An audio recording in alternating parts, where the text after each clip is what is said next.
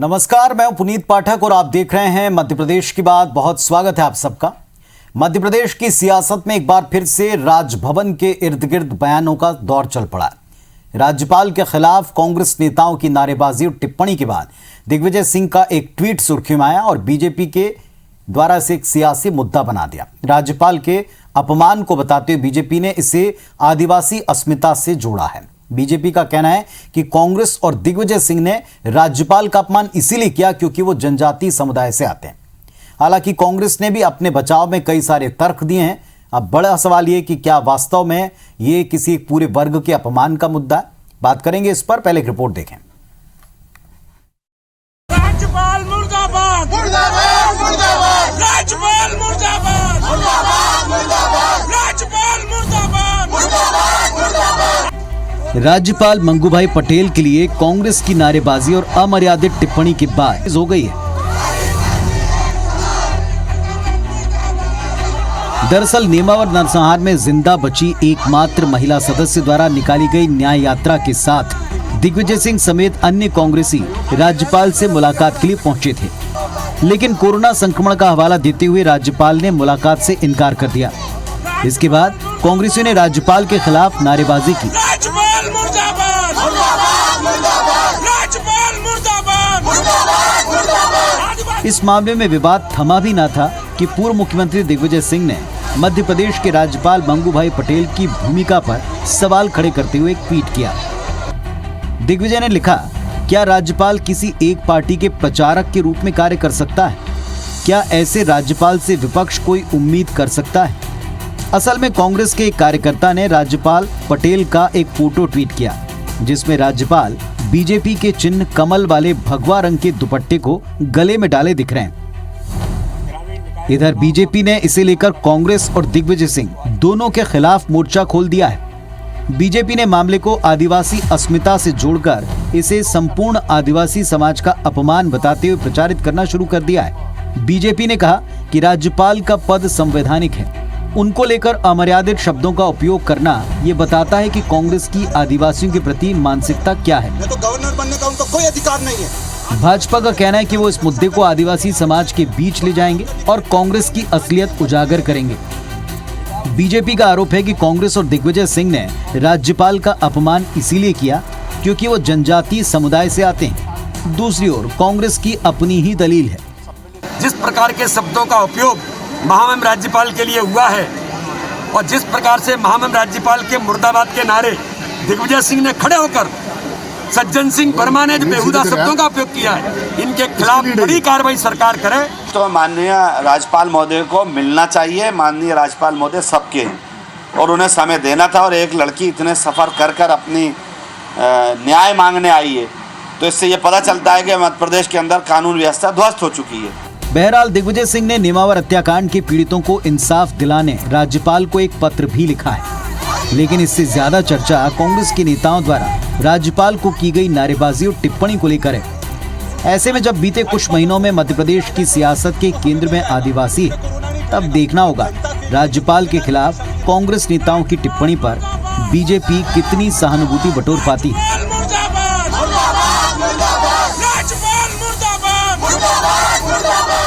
Sudhir Dandotiya, IBC 24, Bhopal. चलिए, इस वक्त हमारे साथ टेलीविजन स्क्रीन के पर जैसा आप देख रहे हैं दो बहुत ही खास मेहमान जुड़े हुए हैं जो इस वर्ग से जुड़े मुद्दे और इस वर्ग से जुड़े तमाम विषयों पर अपनी अपनी पार्टियों की तरफ से आज यहां अपना पक्ष रखेंगे। रामू टेकाम साहब हैं, कांग्रेस पार्टी की ओर से अपना पक्ष रखेंगे, और राम दांगोरे साहब हैं, भारतीय जनता पार्टी की तरफ से अपना पक्ष रखेंगे। आप दोनों को नमस्कार, बहुत स्वागत है आपका इस मंच के ऊपर। रामू टेकाम साहब, कांग्रेस पार्टी ने एक प्रदर्शन किया, कुछ तस्वीरें सामने आई, दिग्विजय सिंह का ट्वीट सामने आया, और इसके बाद इस पर जो सत्ता पक्ष है वो कहता है कि एक वर्ग विशेष से आते हैं महामहिम राज्यपाल महोदय, इसी वजह से उनके खिलाफ ऐसी टिप्पणी की गई, इस तरह की नाराजगी और नाराजगी के फेर में ऐसे शब्दों का प्रयोग किया। क्या कहती कांग्रेस पार्टी इस पर? मैं आपके चैनल के माध्यम से बताना चाहता हूं कि ये चीजें उत्पन्न क्यों हुई, कैसे हुई, इसका कारण क्या है। आप इसके कारण में जाइए। जब 31/12 को महामहिम राज्यपाल महोदय जी को पत्र जारी होता है कि भाई जो जघन्य अपराध नेमावर की घटना हुई है, जब एक आदिवासी परिवार में 5 लोगों की निर्मम हत्या, उसमें बलात्कार करके उनको 10 फीट गड्ढे में गाड़ा जाता है और 47 दिन बाद पुलिस को पता चलता है कि आरोपी के खेत में वो उनके शव पाए गए। अगर पीड़ित परिवार, जिसमें एक बेटी थी भारती और एक भाई था संतोष कासदे, अगर उन्होंने महामहिम राज्यपाल जी को पत्र लिखा, सम्मानीय आदमी है, और उसके बाद में उन्होंने न्याय यात्रा 1 जनवरी से चालू की, पैदल चलते हुए 200 किलोमीटर अगर एक आदिवासी बेटी अपने परिवार के न्याय के लिए महामहिम राज्यपाल जी से मिलने जाती है, पैदल, जिसके पैर लहूलुहान हो जाते हैं और राजभवन जाने में मशक्कत होती है, उसके बाद में जब अंदर ले जाया जाता है कि ठीक है आप 5 परिवार के लोग चलिए और आपको राज्यपाल जी से मिलाया जाएगा, वहां पे अंदर उनके राज्यपाल जी के अधिकारी ऑफिसर्स लोग होते हैं, वो बोले आप थोड़ा वेट कीजिए, हम बात करते हैं। और उसके बाद में उनके बाद में ये जवाब आता है कि कोविड के कारण महामहिम राज्यपाल जी आपसे नहीं मिलना चाहते। आप बताइए, एक पीड़ित बेटी सिर्फ सीबीआई जांच की मांग करने के लिए, न्याय के लिए, वो महामहिम राज्यपाल जो आदिवासियों के संरक्षक होते हैं और स्वयं भी आदिवासी है, अगर हम उसके पास नहीं जाते हैं तो हम किसके पास जाएंगे? जब वहां पे जाकर के उसको न्याय नहीं मिला तो दर्द में ये सब चीजें सामने आई, इसका जवाबदार कौन, जिम्मेदार कौन? सरकार है, शिवराज सरकार इसकी जवाबदार है। टेकाम साहब, आपने परिस्थितियां बताएं। मेरा प्रश्न एकदम सीधा था कि इस पूरे मसले पर आप भी स्वयं जानते हैं, आप एक राजनीतिक दल के प्रतिनिधि भी हैं और उस वर्ग से भी आते हैं जिस वर्ग के अपमान की बात की जा रही है, जिस वर्ग के अपमान से इसे जोड़कर देखा जा रहा है। आपने बिल्कुल ठीक कहा कि हम उस वर्ग के हैं और उसी वर्ग के अगर इतने शीर्ष नेता जो राज्य के प्रथम नागरिक हैं, एक संवैधानिक पद पर आसीन हैं, उनकी गरिमा, उनकी मर्यादा का ख्याल सबको रखना है। कोई अन्य संगठन होता, कोई अन्य छोटा दल होता तो शायद इतनी बात नहीं होती। इतने लंबे तजुर्बेकार दल के इतने सीनियर नेताओं के समक्ष ऐसी टिप्पणियां, आपको लगता है ये ठीक है? भले ही किसी चीज की प्रतिक्रिया हो, क्या आपको लगता है, कांग्रेस पार्टी को लगता है ठीक है? देखिए, टिप्पणी किसी भी चीज के लिए उपयुक्त नहीं होती। सबका मान सम्मान है, चाहे वो पक्ष के हो चाहे विपक्ष के हो, और देश में लोकतंत्र में अलग अलग राजनीतिक दल होते हैं। अगर सत्ता पक्ष है तो लोकतंत्र की भी अपनी भूमिका होती है। अगर सत्ता तानाशाह हो जाए तो लोकतंत्र उसको आईना दिखाने का काम करती है। आपकी बात अपनी जगह, लेकिन उत्तर मुझे अभी भी नहीं मिला। चलिए, राम दांगोरे साहब हैं, भारतीय जनता पार्टी से नेता भी हैं और एक जनप्रतिनिधि भी हैं। राम दांगोरे साहब, बीजेपी इसे पूरे एक वर्ग के अपमान से जोड़कर देख रही है और बता रही है, क्या उसी वर्ग से एक बेटी जो वहां पहुंची थी अपनी बात करने के लिए, एक महिला पहुंची थी और बाकी के तमाम समाज के लोग पहुंचे थे, क्या वो अपमान है या ये जो घटनाक्रम है ये अपमान है, और किस तरह ये पूरे वर्ग का अपमान है? देखिए, ये पहले गए माननीय मुख्यमंत्री जी के यहाँ पे जी, वहां कोई था नहीं, वहां कोई मीडिया नहीं थी, कोई पत्रकार बंधु नहीं थे। इन्हें लगा यहाँ पर उनका काम नहीं हो पाएगा तो माननीय राज्यपाल महोदय जी के यहाँ गए। वहां पर इनसे कोरोना की टेस्ट रिपोर्ट मांगी गई। अब वो टेस्ट रिपोर्ट मांगी गई तो इन्होंने वहां पे नोटंकी चालू कर दी।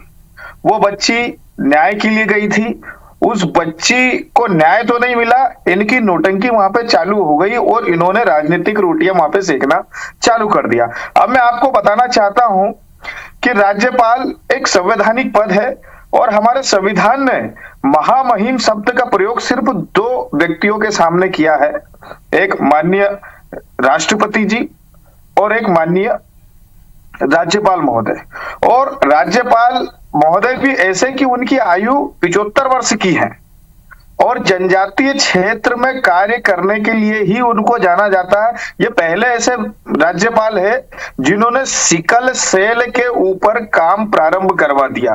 ये पहले ऐसे राज्यपाल है जिन्होंने टीएससी ट्राइबल एडवाइजरी कमेटी की बैठकें लगातार कराना चालू करवाई है। सिकल सेल आदिवासियों में होने वाली अनुवांशिक बीमारी है जिसके ऊपर राज्यपाल ने कार्रवाई चालू करवाई है। आदिवासी क्षेत्रों में सबसे ज्यादा दौरे करने वाला अगर कोई राज्यपाल है तो वो माननीय मंगू पटेल जी हैं।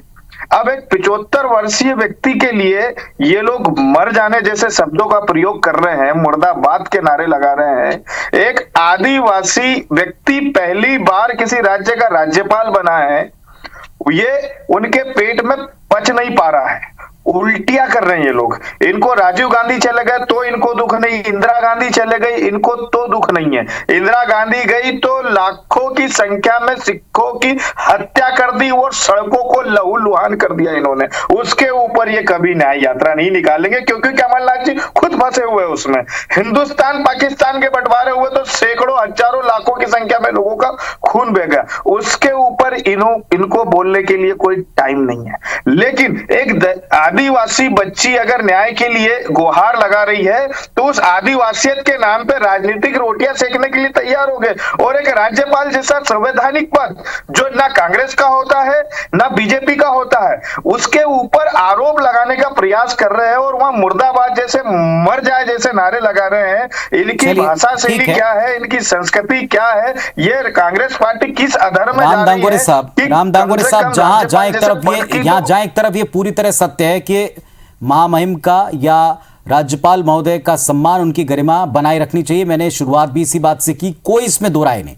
लेकिन जो परिस्थितियां बनी, आप जिस वर्ग के अपमान से जुड़ रहे हैं उसी वर्ग के एक सदस्य के साथ में, उसके परिवार के साथ में अगर इतना घृणित कार्य हुआ है तो क्या उन परिस्थितियों के लिए कहीं किसी हद तक जिम्मेदारी तय नहीं होनी चाहिए? क्या वहां पर इस राजनीति में उनको अगर न्याय नहीं मिला तो केवल एक ही पक्ष जिम्मेदार उसके लिए होगा? क्या वो पक्ष स्वीकार करेगा कि ये पूरा अपमान की दृष्टि से किया गया? एक तो ये कि जिस परिवार के साथ में ये घटनाक्रम हुआ है और जिन लोगों ने घटनाक्रम हुआ है, जिन लोगों ने घटनाक्रम किया है, वो सबके सब कांग्रेस के कार्यकर्ता थे और पीढ़ियों से काम कर रहे थे। इस बात को छुपाया नहीं जा सकता, ये लोग भी इस चीज को मान ले। दूसरा, जैसे ही संज्ञान में चीजें आई है, तत्काल एफआईआर दर्ज हुई है, उनको गिरफ्तार किया गया है, फास्ट ट्रैक कोर्ट में केस चल रहा है, उसकी कार्रवाई चल रही है, उनके परिवार को मुआवजा दिया गया है और साथ ही साथ माननीय मुख्यमंत्री शिवराज सिंह चौहान जी ने सीबीआई जांच का भी अनाउंसमेंट कर दिया है। सरकार खुद चाहती है कि इसके ऊपर बड़ी कार्रवाई होना चाहिए। रामू टेकाम साहब, आप उत्तर दें इस बात होना चाहिए। एक तरफ सारी कार्रवाइयां, दूसरी तरफ ये जो केवल राजनीति चमकाने का आरोप है और एक पूरे वर्ग को बदनाम करने की साजिश का भी आरोप। मैं माननीय विधायक जी से पूछना चाहता हूं, आप विधानसभा के सदस्य हैं और आप भी आदिवासी वर्ग से आते हैं। आप बताइए, भारतीय जनता पार्टी के कितने विधायक और कितने आदिवासी मंत्रियों ने इस नेमावर की घटना पर अपनी बात रखी? क्या एक पत्र भी जारी किया? मैंने खुद सीबीआई जांच के लिए आप लोगों ने लिखा? आप तो सत्ता में बैठे हैं, आप लोगों ने क्या किया? मैंने खुद चिट्ठी लिखी, आपको कॉपी भेजता हूं। सत्ता में बैठे हैं, आप लोगों ने क्या किया? कभी आप उस पीड़ित परिवार से मिलने गए? माननीय मुख्यमंत्री जी, हमारे प्रदेश के माननीय मुख्यमंत्री महोदय शिवराज सिंह चौहान जी क्या उस परिवार से मिलने गए? मैं कहता हूं जिम्मेदारी के साथ में, जब ये घटना घटी, ये सब चीजें हुई, तो हमारे प्रदेश के पूर्व मुख्यमंत्री माननीय कमलनाथ जी अपने पूरे साथियों के साथ में पीड़ित परिवार से मिलने गए थे और उनको पूरा न्याय दिलाने का भरोसा जो विपक्ष के नाते होता है माननीय कमलनाथ जी ने दिया था। लेकिन सरकार की क्या जिम्मेदारी थी? सरकार ने क्या अपनी जिम्मेदारी निभाई थी? क्या सरकार को आदिवासियों के प्रति चिंता नहीं है? सिर्फ आदिवासियों को केवल इकट्ठा करके महिमा मंडन करना और आदिवासियों के नाम पे राजनीति की रोटी सेकना, ये केवल भारतीय जनता पार्टी का प्रोपेगेंडा बन गया है। लेकिन आदिवासियों को न्याय नहीं मिलेगा और ऐसा ही चलते रहेगा। चाहे खरगोन की घटना उठा लो, चाहे नीमच की घटना उठा लो, चाहे शाहगंज की घटना उठा लो, आप सरकार कहां संवेदनशील है बताएं? आए दिन आदिवासियों के ऊपर अत्याचार हो रहे हैं। आदिवासी अपने आप को इस मध्य प्रदेश में असहज महसूस कर रहा है, तो क्या बात नहीं उठेगी? समाज के लोग बात नहीं उठाएंगे? हमें दलगत राजनीति से ऊपर उतर के हमको समाज के लिए सोचना पड़ेगा, सोचना पड़ेगा। आप स्वतंत्रता पूर्वक बोल रहे हैं, इस बात के प्रमाण है कि आदिवासी स्वतंत्र रूप से घूम रहा है और आप राजनीति करने का काम कर रहे हैं। आप एक राज्यपाल को उनके राज्यपाल भवन के सामने मरने की बात रखते हैं, उनको मुर्दाबाद करते हैं, इससे बड़ी तुमको क्या स्वतंत्रता चाहिए? एक आदिवासी राज्यपाल को आप जीने नहीं दे रहे हो, उनके मरने की बात कर रहे हो। आपको शर्म आनी चाहिए टेकाम जी कि एक आदिवासी होकर के आपकी ही पार्टी के लोग एक आदिवासी को मरने की बात कर रहे हैं और आप उनकी पैरवी करने के लिए आ गए। और नेमावर पे राम दांगोरे ने चिट्ठी लिखी है, राम दांगोरे ने चिट्ठी लिखी, आपको अभी व्हाट्सएप कर दूंगा, आप नंबर दीजिए मुझको। मेरी बात सुनिए माननीय विधायक जी, आपने वर्मा का विरोध किया, आपने दिग्विजय सिंह का विरोध करा, कि एक आदिवासी किस व्यक्ति चीज को में? जो पहली बार राज्यपाल के पद को सुशोभित कर रहा है, उस गरिमामय पद पर बैठा हुआ है, आपने मरने की बात कैसे करी? आपने मुर्दाबाद के नारे कैसे लगा? वो भी 75 आप वर्षीय मुझे व्यक्ति के ऊपर। बताइए, जिस परिवार, जिस आपके आदिवासी मेरे पिता परिवार की उम्र के वो एक आदिवासी व्यक्ति को जिस आदिवासी ऐसा मरने परिवार के लिए के साथ बोला जा में रहा है, इतनी आप जघन्य objection घटना नहीं ले हुई, रहे, आपको शर्म आनी जिस चाहिए। आदिवासी परिवार के साथ में इतनी बड़ी जघन्य घटना हुई और उस परिवार की बच्ची क्या 200 किलोमीटर राज्यपाल पैदल महोदय चल के आदिवासी जिसके नहीं पैर है? लहूलुहान क्या हो उनके साथ में गए, उसके तुमको लिए खड़ा नहीं चलिए, चाहिए? सवाल तो यही है कि जिस वर्ग उनके लिए जिस वर्ग की महिला या बच्ची के लिए इंसाफ मांगा जा रहा था वो भी उसी वर्ग से हैं, और जैसे महामहिम के बारे में सभी जानते हैं वो भी उसी वर्ग से हैं, तो क्या अपमान एक पक्षीय है या दोनों पक्षीय है? कौन इसमें अपनी राजनीति चमका रहा है, ये भी एक बात है। दंगोरे साहब, जिस तरीके से आपने बात की, ये भी तो उतना ही सत्य है कि उसी वर्ग से आने वाले एक परिवार की जो कुछ भी पीड़ा थी, चाहे उसके लिए कितनी भी कार्रवाई हो, अगर वो किसी भी दल के साथ पहुंचे थे, क्या एक पक्षीय अपमान है? क्या उस परिवार के साथ अब तक आपको लगता है पूर्ण इंसाफ हो गया? नहीं मिला तभी वो वहां तक पहुंचे, क्या उसके साथ बीजेपी उतनी ही नहीं खड़ी हुई है? सर, ये लोग प्री प्लान था सब कुछ। उस बच्चे को जाना था मिलने के लिए, इनसे गेट पर मांगा गया, चूंकि माननीय राज्यपाल महोदय जी की उम्र 75 वर्ष की है और कोरोना का पीरियड चल रहा है, इनसे कोविड टेस्ट के कागज मांगे गए, क्योंकि वहां का स्टाफ भी संक्रमित हो सकता था और माननीय राज्यपाल जी की आयु 75 वर्ष की तीसरी चौथी बार बोल रहा हूं मैं। ये पहले माननीय मुख्यमंत्री जी के यहाँ गए, वहां पर इनको कोई पेपर वाले, कोई मीडिया वाले लोग नहीं मिले, वहां से ये लोग यहाँ पर आए और जैसे ही इनसे कोविड टेस्ट की रिपोर्ट मांगी कि अगर आपके पास में रिपोर्ट है तो आप अंदर जा सकते हैं, इन्होंने नौटंकी करना चालू कर दी हम बच्ची के परिवार के साथ में। लेकिन इन्होंने रिपोर्ट देने की बजाय वहां पर नौटंकी करना चालू कर दिया और एक आदिवासी राज्यपाल के बारे में उल्टा सीधा बकना चालू कर दिया। इन्होंने सारी मर्यादाओं को ताक कर दिया। आप ये सारी बातें कह चुके हैं राम साहब, आप ये सारी बातें कह चुके हैं और इनमें से कोई भी बात सरासर नकारी नहीं जा सकती, लेकिन मेरा प्रश्न ये था कि उसी वर्ग की एक महिला और एक परिवार के साथ में, एक बच्ची के साथ में जो कुछ भी हुआ, क्या उस परिवार को, उस वर्ग को, उस पूरे समाज को आप ये कन्विंस कर पाएंगे बीजेपी के नेता के नाते कि ये जो कुछ भी हुआ, वहां जो कुछ भी गेट के ऊपर घटा, ये सिर्फ और सिर्फ कोरी राजनीति कांग्रेस पार्टी की थी? क्या ये वर्ग का अपमान करने के लिए वहां गए हुए थे, क्योंकि इसे वर्ग अपमान से जोड़ा जा रहा है बीजेपी के द्वारा? नागोरे साहब। हाँ, मैं राम दांगोरे बोल रहा हूँ। चलिए रामू टेकाम साहब, शायद मेरी आवाज उन तक नहीं पहुंच पा रही, आप अपना पक्ष रखें। इसे अब महामहिम के जरिए या उनके भवन के सामने जो कुछ हुआ, एक पूरे वर्ग जिससे आप भी आते हैं उसके अपमान से सीधे जुड़ा है, वर्ग कितना इसे अपना पाएगा?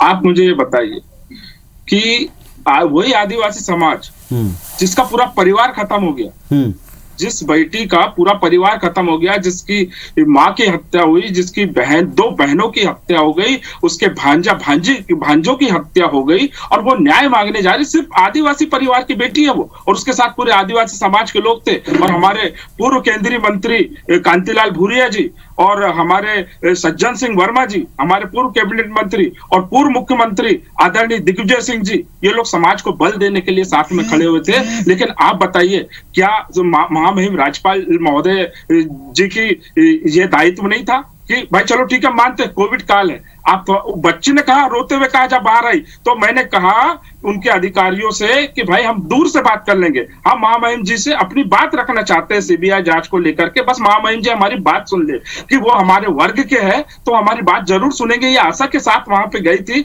लेकिन वो जब निराशा के साथ, आंसुओं के साथ वो बाहर लौटी, तो आप बताइए उस समाज का दर्द क्या होगा। और उस जो आदिवासी, बार बार ये आरोप लग रहा है टिकाम साहब की कांग्रेस ने इसमें राजनीतिक स्कोप ढूंढा है, आदिवासी समाज का अपमान, सारी एक्शन जारी रहने के बाद कांग्रेस ने इसमें राजनीतिक स्कोप ढूंढा, ये आरोप बार बार लग रहा है कांग्रेस पार्टी के ऊपर। दूसरी बात एक ये भी है कि ना तो कोविड प्रोटोकॉल कांग्रेस पार्टी के लिए किसी और के लिए नया है, और ना ही दूसरा ये बात भी किसी से नहीं है कि अगर आप कहीं जाते हैं, मिलते हैं तो आपको सर्टिफिकेट दिखाना पड़ सकता है। क्या इसकी कोई तैयारी नहीं थी?